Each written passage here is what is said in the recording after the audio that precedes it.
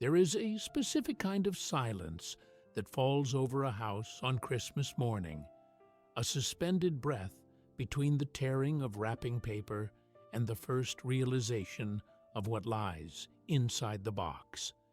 In 1950, in the living rooms of the American upper middle class, that silence was often broken not by the squeak of a rubber doll or the rattle of a tin car, but by the ominous, rhythmic clicking of a Geiger counter.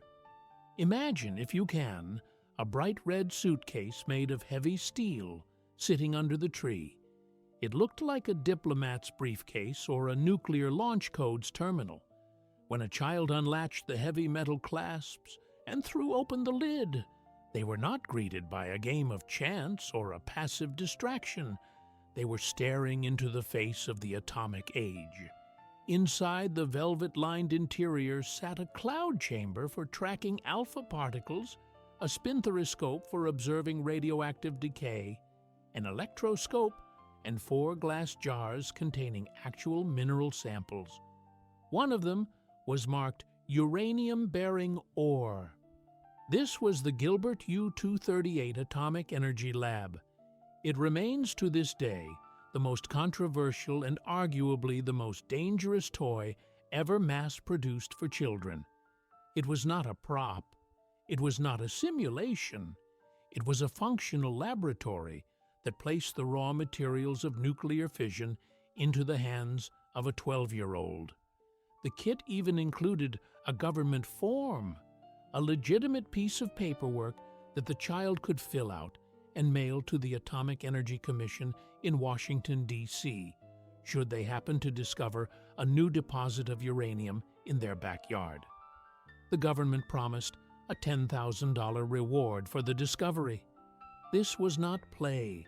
This was national service. To the modern mind, conditioned by decades of safety warnings, choke hazard labels, and plastic bumpers, the existence of this toy feels like a fever dream. We live in an era where a toy is recalled if a small part might detach. Yet, 70 years ago, a company in New Haven, Connecticut, was selling radioactive isotopes to miners.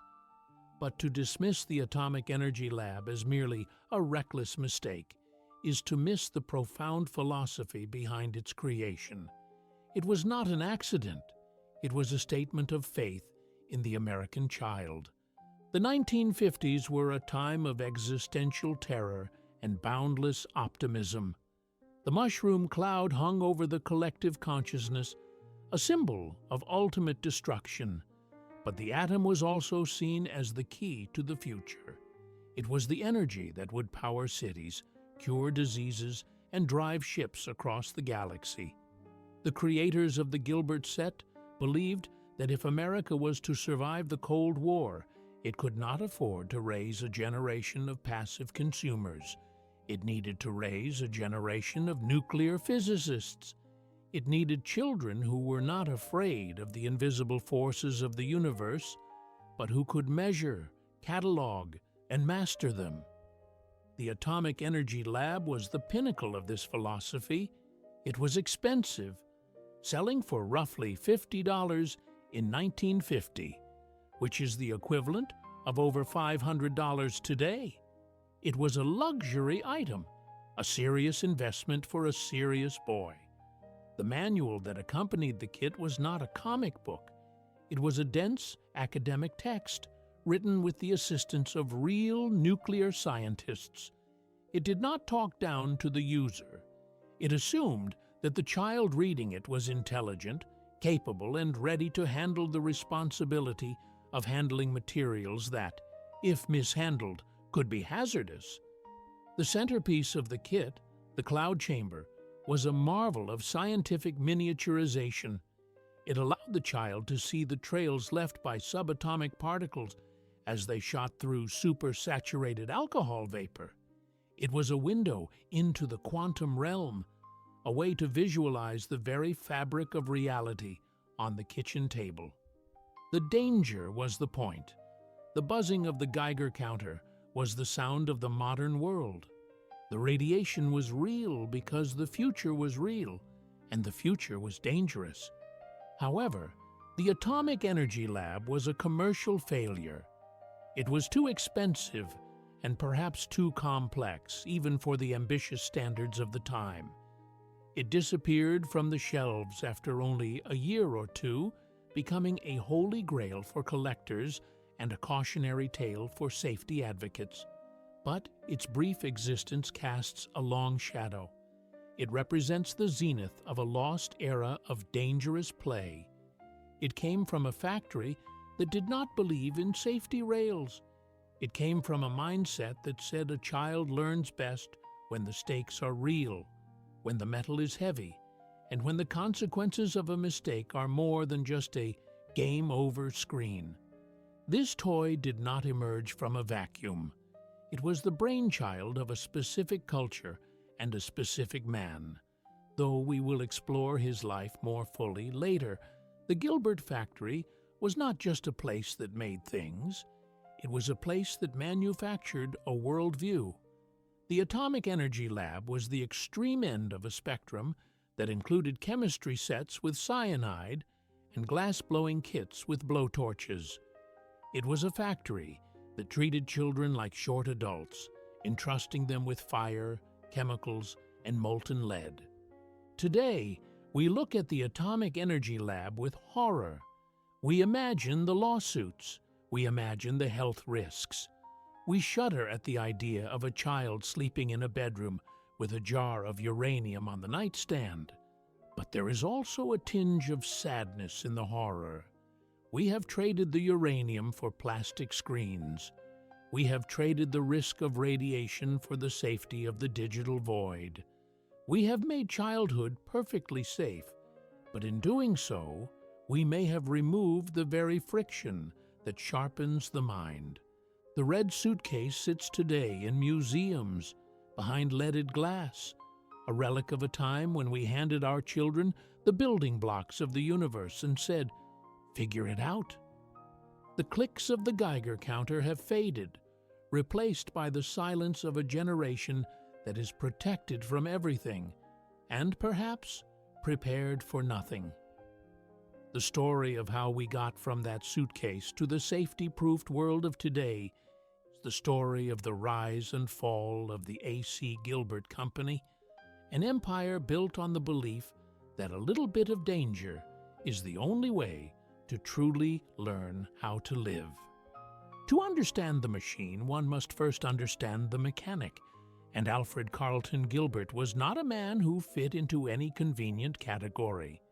He was a figure cut from the cloth of a more strenuous American era, a time when specialization was seen as a weakness, and a man was expected to master his environment, not just inhabit it.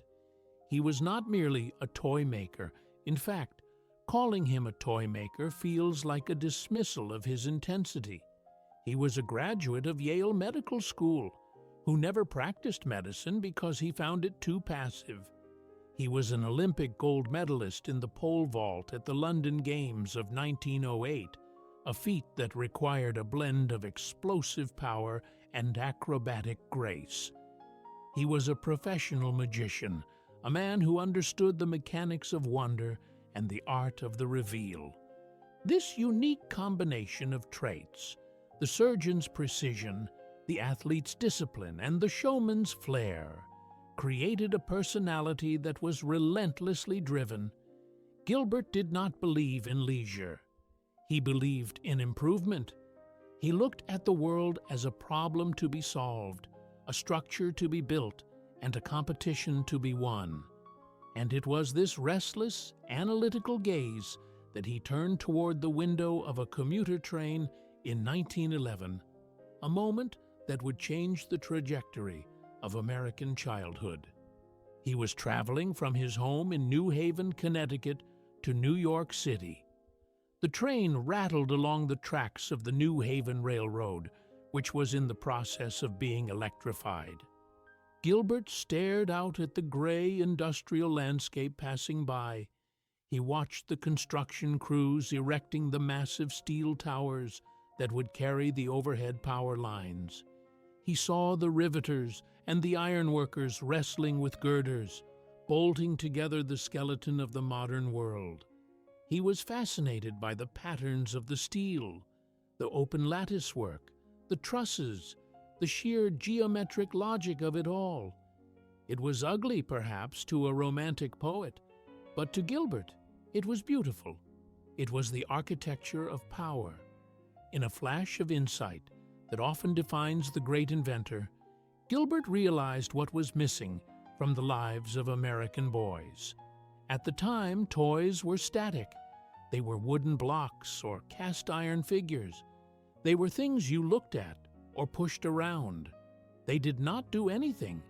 A boy could not participate in the Industrial Revolution with a wooden block. Gilbert realized that boys did not want to just play with the world. They wanted to build it. They wanted to mimic the men outside the window. They wanted steel. He returned to his workshop and began to prototype. He cut shapes out of cardboard, then moved to steel. He developed a system of girders with a half-inch lip, a design feature that gave the pieces incredible structural strength. These were not flimsy tin strips. They were miniature structural beams. He created a system of nuts and bolts that required a real screwdriver and a real wrench to assemble. When he launched the product in 1913, he didn't give it a cute name. He called it the Erector set. The marketing was aggressive. It was the first national advertising campaign for a toy in American history. Gilbert didn't sell the toy to the child. He sold the future to the parent. His slogan was, "Hello boys, make lots of toys," but the subtext was much more serious. He marketed the Erector set as a tool for boy engineering. He promised fathers that if they bought this set, they weren't just buying a Christmas gift. They were investing in their son's career. They were raising the architects, the bridge builders, and the inventors of the next century. And he was right. The Erector set was a harsh teacher. The edges of the metal were sharp. The nuts were small and easy to lose. If you didn't tighten a bolt correctly, the bridge collapsed. It taught physics, patience, and the unforgiving nature of gravity. But the true test of Gilbert's philosophy and his legend came just a few years later, during the dark winter of 1918. The United States was fully engaged in the First World War. The entire economy was being retooled for the conflict.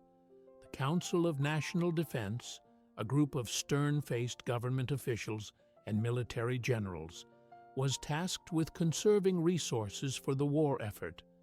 They looked at the steel being used for consumer goods and decided that it was a waste. They issued a decree that would effectively ban the production of toys. No more steel for sleds, no more steel for trains, and certainly no more steel for Erector sets. The newspapers ran the headlines, "Uncle Sam Cancels Christmas." The public was dismayed but resigned.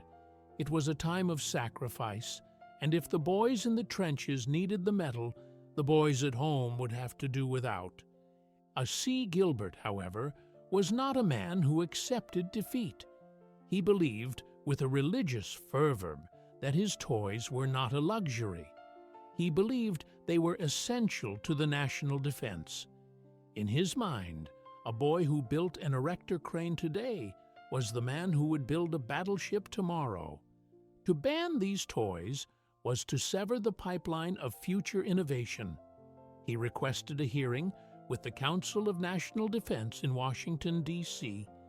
He arrived at the Navy Department building armed not with charts or spreadsheets, but with suitcases. He walked into a room filled with the most powerful men in the American military establishment, the Secretary of the Navy, the Secretary of Commerce, and various generals. The atmosphere was frosty. These men had the weight of a global war on their shoulders. They had little patience for a toy maker pleading for his profits. Gilbert began to speak, but he knew that words were not his strongest weapon. He opened his suitcases. He pulled out a large, intricate Erector set bridge. He pulled out a working model of a submarine. He pulled out a machine gun model that made a realistic rat-a-tat sound. He placed them on the massive oak table in the center of the room. He handed a few smaller models to the generals. What happened next is one of the most remarkable moments in the history of American business. The stern demeanor of the council began to crack. The Secretary of the Navy picked up the submarine. A general began to crank the handle of a conveyor belt. Slowly, the tension in the room evaporated, replaced by a childlike wonder. For hours, the men who were orchestrating the Great War sat on the floor and played with Gilbert's creations. They laughed. They collaborated. They remembered, briefly, the joy of creation. Gilbert seized the moment. He argued that these toys were developing the manual dexterity and the engineering intuition that the country desperately needed. He told them that by banning these toys, they were demoralizing the youth and stunting the growth of the next generation of mechanics. He wasn't asking for steel to make trinkets. He was asking for steel to make men. The council was convinced. 3 days later, the headline in the Boston Post read, "The Man Who Saved Christmas." The ban was lifted. The government officially recognized that play, specifically the constructive, serious play that Gilbert championed, was a vital national resource. This victory cemented the status of the Gilbert factory as something more than a business. It became an institution. In New Haven, the factory complex at Erector Square expanded into a sprawling city of brick. It was a place of noise and purpose. The smell of hot oil and stamping metal permeated the neighborhood. They were churning out millions of girders, millions of tiny electric motors, and millions of dreams. The 1920s and 30s were the golden age of the Gilbert Empire. He expanded beyond the Erector set. He bought a company that made chemistry sets and rebranded them with his signature seriousness. He hired real scientists to write the manuals. He ensured that the glass test tubes were thick and durable. He created microscopy kits with high-quality lenses. He was building a curriculum for the American child, a parallel education system that took place on the living room rug. Gilbert was a demanding taskmaster, both to his employees and to the children who bought his products. He hosted competitions to find the best young engineers in the country. He gave away shares of stock in his company as prizes. He published a magazine. He created a Gilbert Institute of Erector Engineering, complete with diplomas and ranks. A boy could start as an engineer and work his way up to master engineer by completing complex projects and sending in photos of his work. It was a brilliant marketing strategy, but it was also a genuine attempt to create a meritocracy of skill. The tragedy of the modern perspective is that we often view this era through the lens of safety, wondering how many fingers were pinched or how many carpets were stained. But A.C. Gilbert viewed it through the lens of competence. He believed that the world was a hard, physical place, and that the only way to navigate it was to understand how it was put together. The Man Who Saved Christmas didn't save it by making it soft. He saved it by proving that even in the midst of a world war, the act of building something with your own hands was a sacred, necessary defiance of destruction. He secured the right for a child to hold a wrench, and in doing so, he built the foundation for a factory that would eventually push the boundaries of safety until they shattered completely.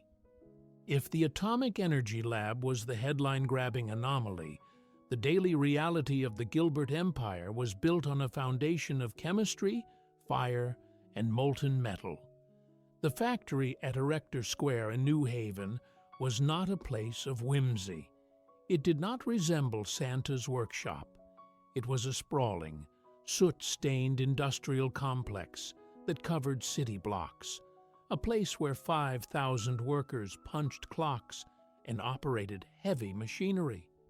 The air inside smelled of machine oil, sawdust, and the sharp chemical tang of industry. This was the forge where the American intellect was being tempered, and the tools they produced were designed to burn, stain, and cut. The ethos of the Gilbert Company in the mid-20th century was diametrically opposed to the modern philosophy of child rearing.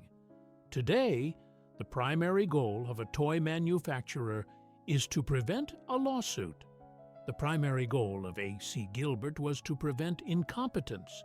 He believed that the world was a hazardous place, governed by the laws of physics and chemistry, and that shielding a child from these realities was a disservice. A child who never handled a flame would never understand thermodynamics. A child who never mixed a volatile chemical would never respect the periodic table. This philosophy manifested most famously in the Gilbert chemistry set. For millions of American men, the memory of this blue box is visceral. It opens with the smell, a mix of sulfur and stale dust.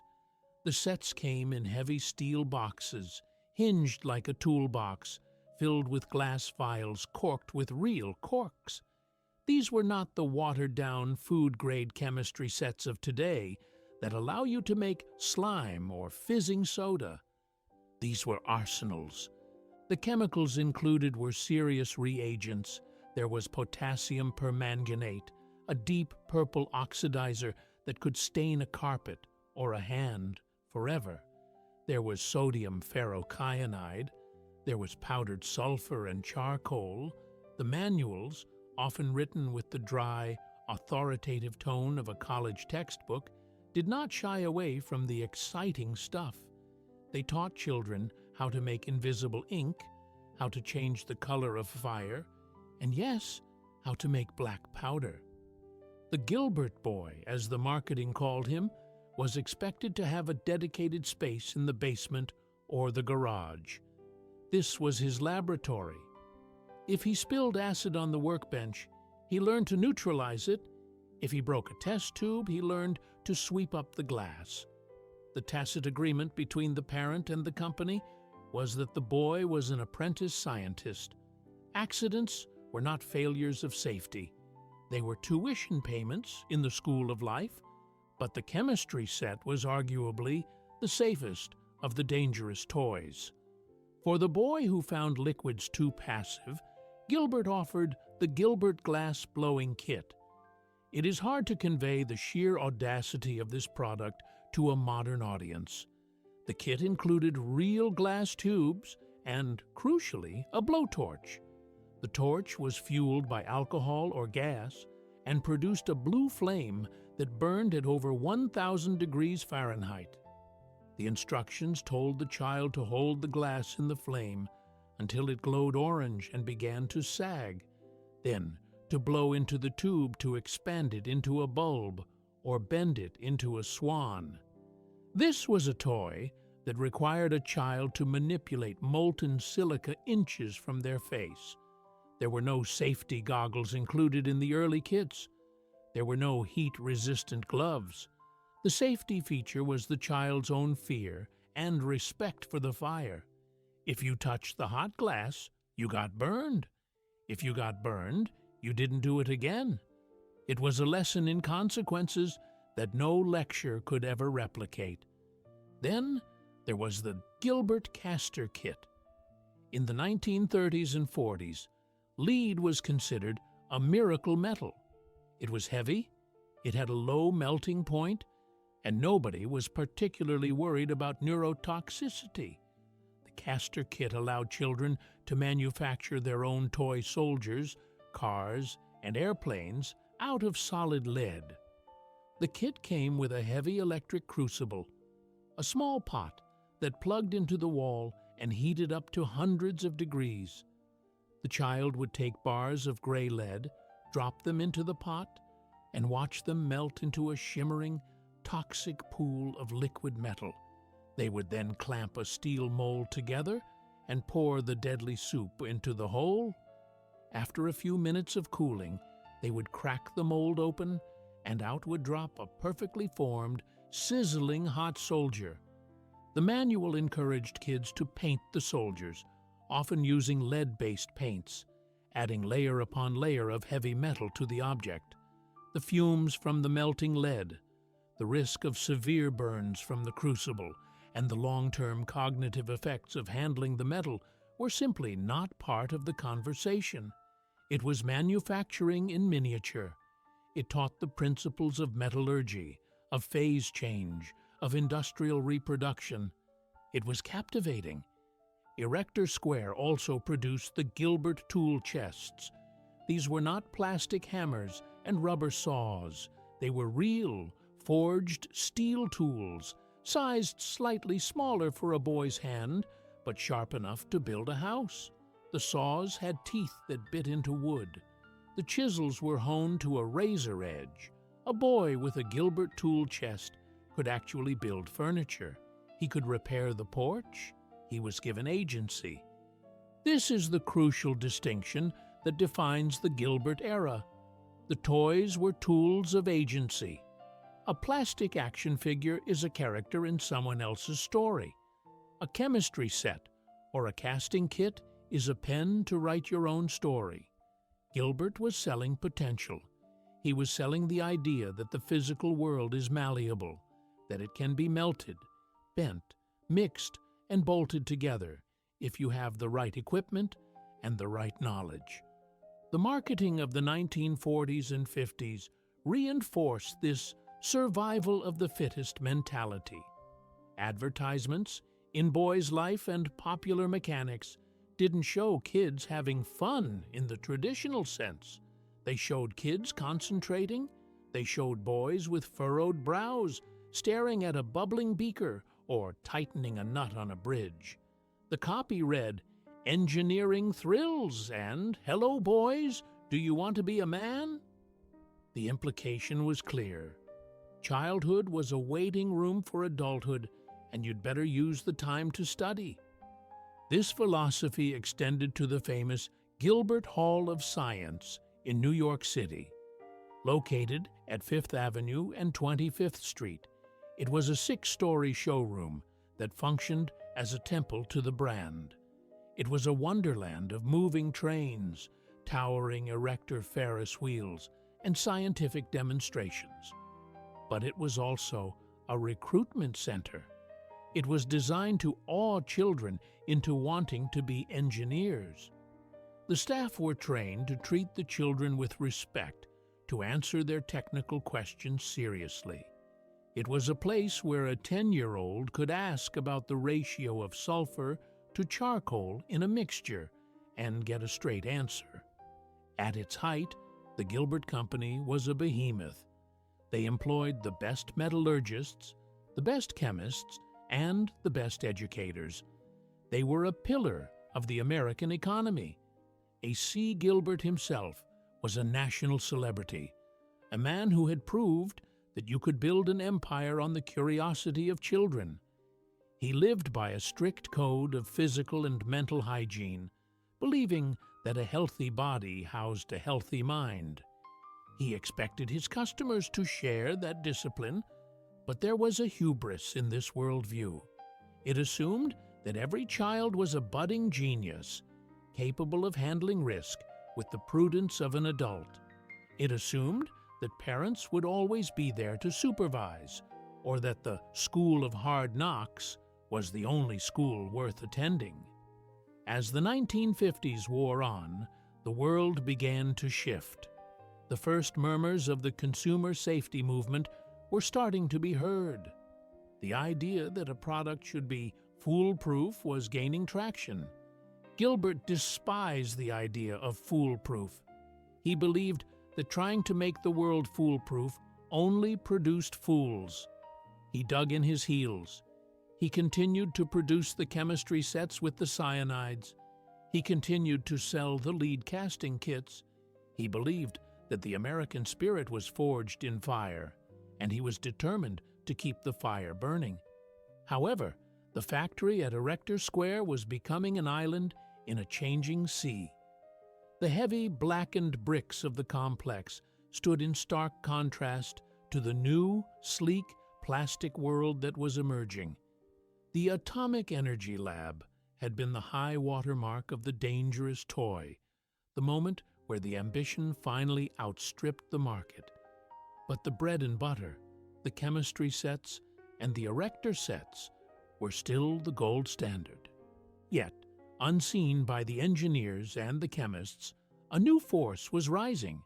It wasn't a scientific force, it was a cultural one. The television set was replacing the workbench. The passive entertainment of the screen was beginning to erode the active engagement of the laboratory. And in the boardrooms of rival toy companies, men were realizing that it was much cheaper to make a toy out of plastic than out of steel, and much easier to sell a fantasy than a reality. The factory of danger was running at full steam, but the tracks ahead were beginning to rust. The era of the boy engineer was peaking, and the fall, when it came, would be swift, absolute, and tragic.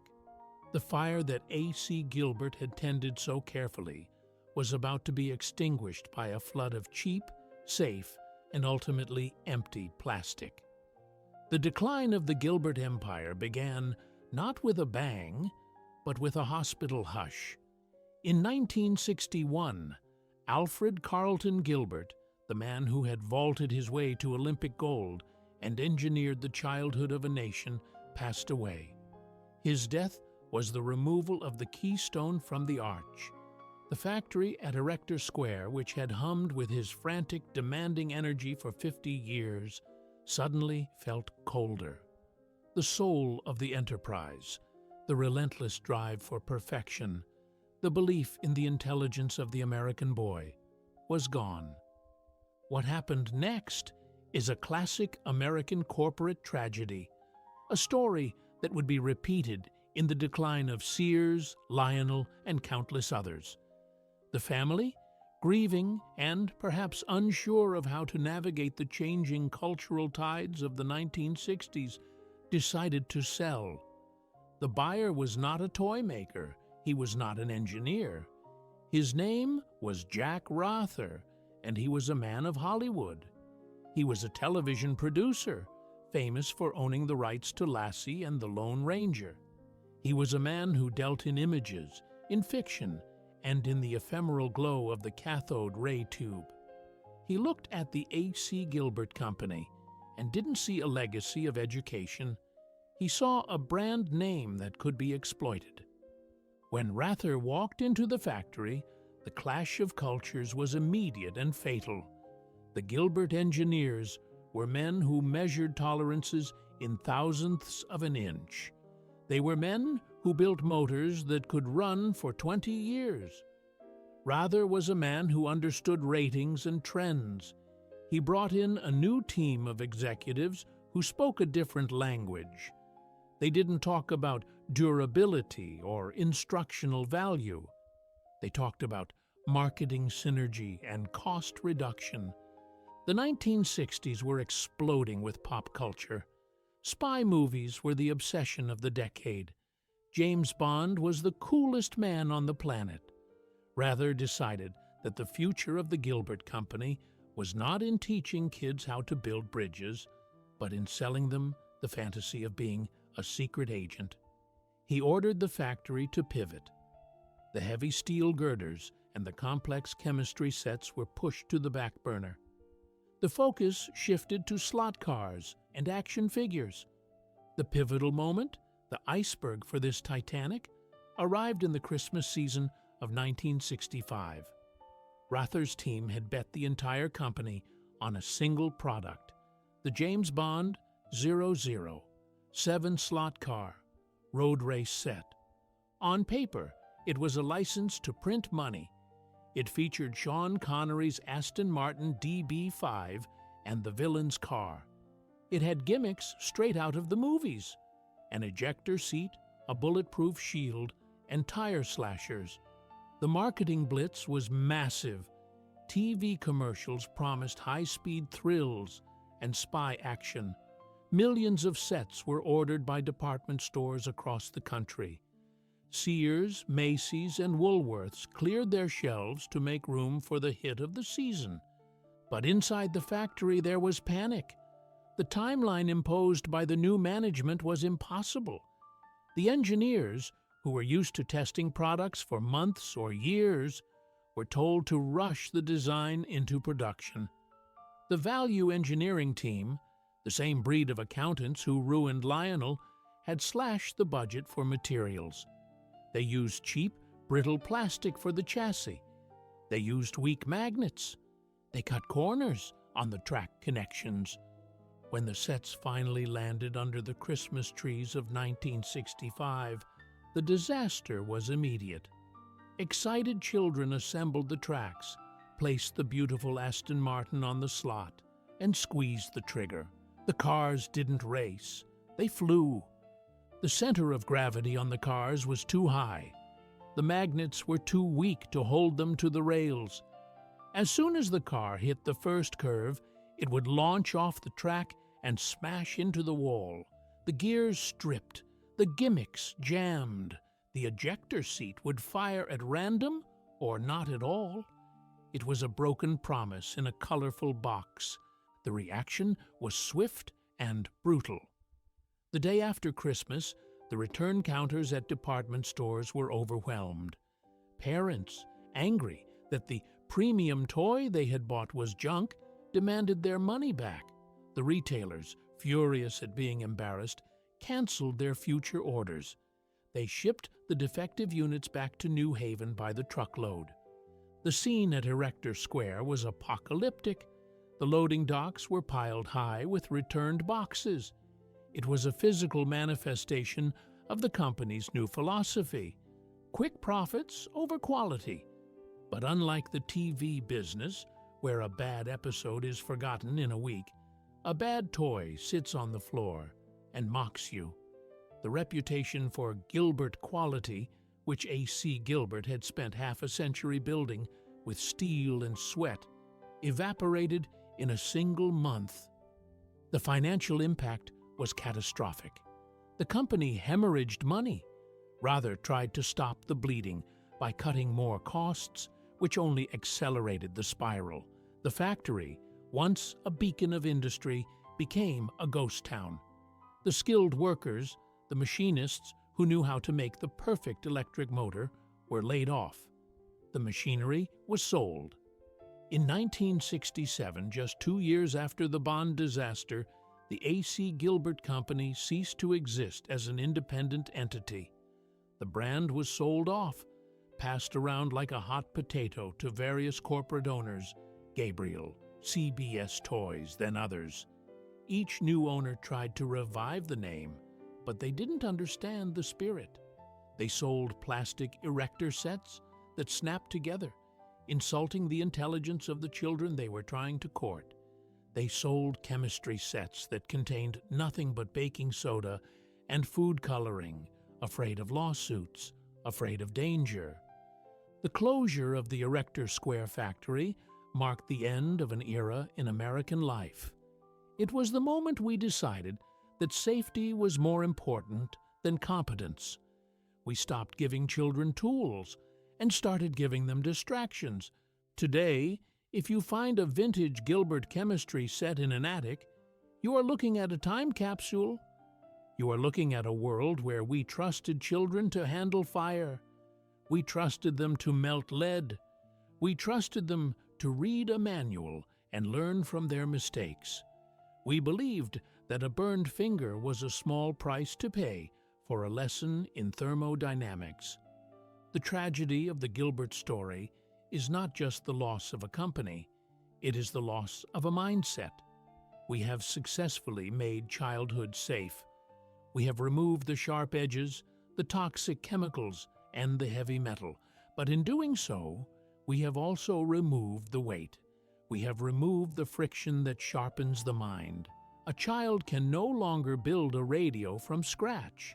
They can only download an app. They can no longer cast a soldier from lead. They can only print one from plastic filament. The ghost of A.C. Gilbert still haunts the aisles of the modern toy store, whispering a difficult question. In our quest to protect our children from the world, have we forgotten to prepare them for it? The radioactive cloud chamber is gone, replaced by the glow of the iPad. The silence of the Geiger counter is the loudest sound in the room, and the boy engineer, who once dreamed of building bridges of steel, is now just a consumer, waiting for the next update to download, safe, secure, and utterly disconnected from the machine that makes his world turn.